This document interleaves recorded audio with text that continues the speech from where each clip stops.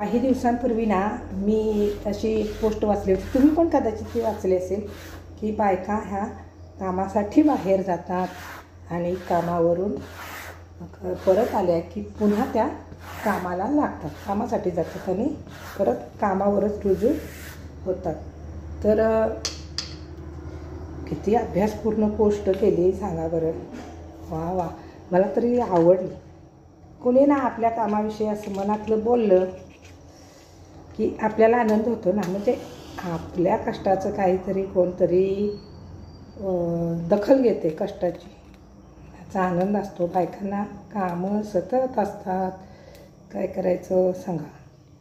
काम तर करावंच लागतं, पण इतकी कामं असतात की जरा बसल्या बायका की लगेच डोक्यात विचार सुरू होतात, अरे कपडे धुवून टाकले, ती वाळलेली असली तर परत आपण जाऊन ती,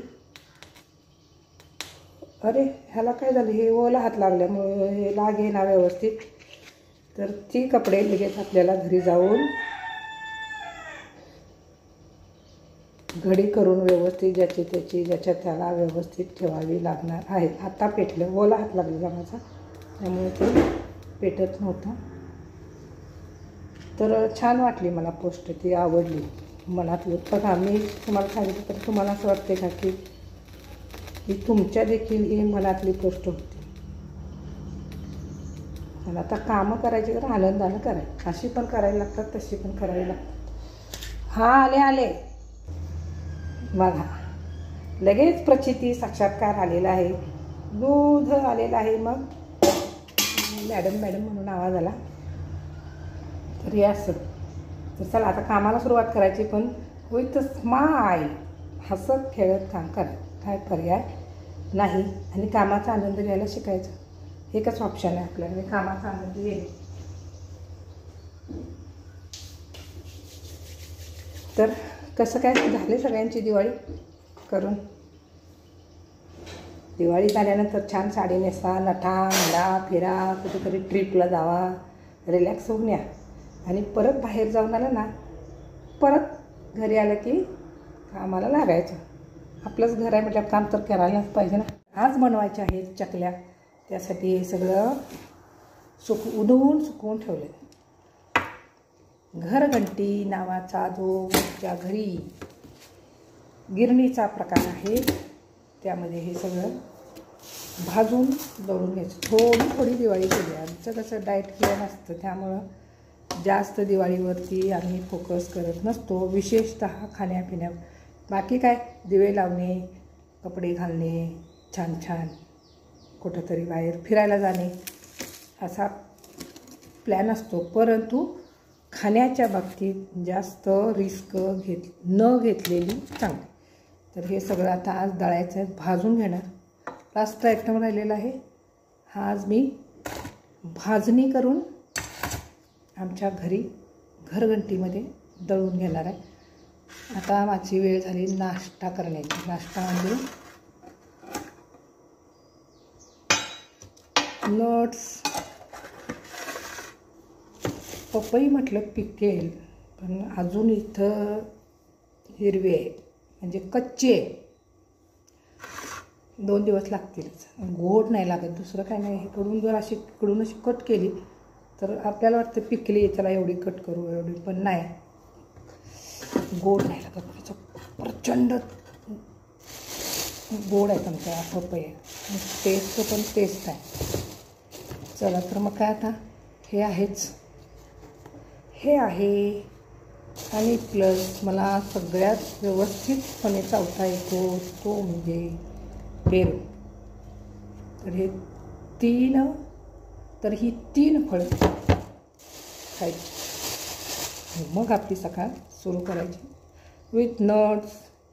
आणि काय पौष्टिक असेल ते खाऊन घ्यायचं, आणि मग चपाती भाजी अमुक तमुक तिकडं फोकस करायचा. तर चला जरा गप्पा मारत म्हटलं तुम्हाला काही गोष्टी सांगूया, ज्या तुम्हाला अगोदर माहीत आहेत, पण मला तुमच्याशी नव्याने शेअर करायला आवडत असतात.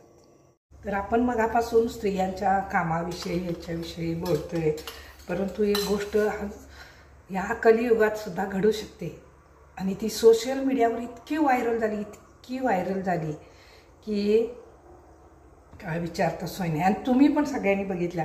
पण ह्या अशा व्यक्तींना सॅल्यूट केल्याशिवाय राहवतच नाही. चला आपण थोडंसं बोलू. विकास बेदरे नावाचा तरुण हा सोशल मीडियावर प्रचंड व्हायरल झाला. आणि नुसता व्हायरल झाला नाही, कुठली रील बनवली, कुठल्या गाण्यावरती डान्स केला म्हणून नाही, तर विकास बेदरे हा एक डॉक्टर नसताना स्वतः डॉक्टर बनतो आणि सार्वजनिक ठिकाणी एका बाईची डिलिव्हरी करतो.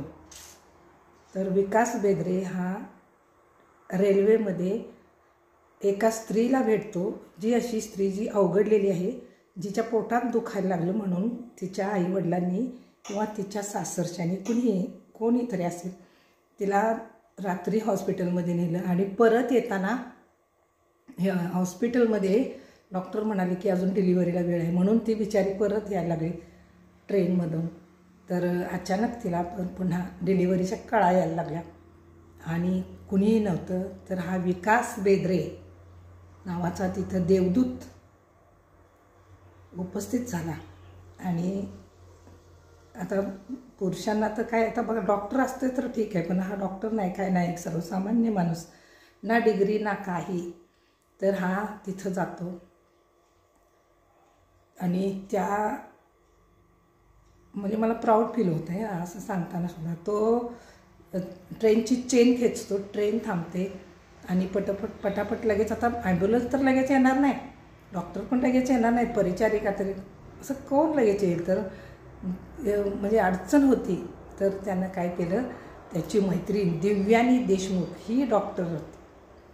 तर त्या दिव्यानी देशमुखला त्यानं व्हिडिओ कॉल केला आणि सांगितलं की अशी अशी कंडिशन आहे आणि असं डिलिव्हरी आणि इथं आत्ताच्या आत्ता मदत पाहिजे म्हणून. मग त्या बिचारीनं व्हिडिओ कॉल केला आणि त्याला सांगितलं काय करायचं म्हणून. तर अंतःकरणापासून, मनापासून कुठलीही गोष्ट करायची इच्छा पाहिजे, माणसाला मदत करण्याची भावना पाहिजे. तर बघा, स्वतः डॉक्टर नाही, ना कुठली डिग्री, ना कधी हे अगोदर काम केले, तर तो विकास बेदरे त्या बाईची तिथंच डिलिव्हरी करतो आणि ती पण व्हिडिओ कॉलवरून पाहून. क्या बात आहे. आणि हे जेव्हा आपण सगळेजण बघतो, ऐकतो, तेव्हा असं वाटतं की लोक म्हणतात कलियुग आहे, कलियुग आहे. नाही हो, इथं आत्ता पण चांगली माणसं आहेत. आणि डिलिव्हरी म्हणजे बाईचा पुनर्जन्म असतो. तर अशा अडचणीत लोकलमध्ये तो तरुण ट्रेनची चेन खेचून स्वतः अडचणीत, स्वतःला नॉलेज नसताना त्या बाईचा जीव वाचवतो, एका बाळाचा जीव वाचवतो. काय पाहिजे. आणि पुण्य म्हणजे काय, आता हे महापुण्य झालं. अशा कलियुग म्हणतो ना आपण, तर हे महापुण्य झालं आणि प्रचंड व्हायरल झाला हा असा माणसातला हिरो. बरेच असे हिरो असतात ज्यांना आपण हिरो फक्त आपल्याला चित्रपटातले माहीत असतात. तर सॅल्यूट विकास बेदरे तुला, आणि सॅल्यूट दिव्यानी देशमुख तुला देखील. सणाच्या दिवसात तू एका घरात एका बाईच्या आयुष्यात दिवाळीच्या कालावधीत छान दिवा लावलास, प्रकाशमय करून टाकलंस त्यांचं जीवन. धन्यवाद.